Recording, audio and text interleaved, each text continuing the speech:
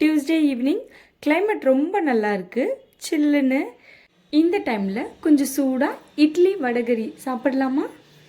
ஊற வச்சு எடுத்து வச்சுருக்க கடலைப்பருப்பை எடுத்துக்கோங்க. மிக்ஸி ஜாரில் ஆட் பண்ணிவிட்டு கொஞ்சமாக சோம்பு ஆட் பண்ணிக்கோங்க. கொரன்னு அரைச்சி எடுத்துக்கலாம், வடைக்கு அரைக்கிற மாதிரி. அதோட நம்ம இட்லி பாத்திரத்தில் ஆவிரி போட்டு எடுத்துக்கலாம்.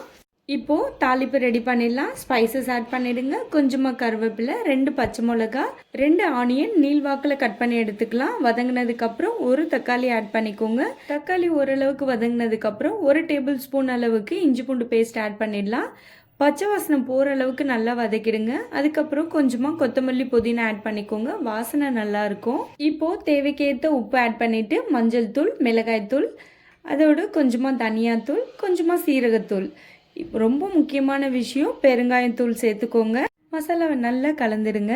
அது கூட இப்போ தேவையான அளவுக்கு தண்ணி ஆட் பண்ணிவிட்டு தண்ணி நல்லா கொதி வந்ததுக்கப்புறம் எடுத்து வச்சுருக்க கடலைப்பருப்பை நம்ம அதோட ஆட் பண்ணிடலாம். நல்லா உதிரியாக உடச்சி விட்டுக்கோங்க. ஏன்னா ஆவிரி போட்டு எடுக்கிறதா இருந்தாலும் எடுத்துக்கலாம், அப்படி இல்லைனாலும் நம்ம எண்ணெயில் பொரிச்சும் எடுத்துக்கலாம். நான் ஆவிரி போட்டு தான் எடுத்திருக்கேன். சூடாக வடகரி இட்லி ரெடி ஆயிடுச்சு, சாப்பிடலாம். பாய்.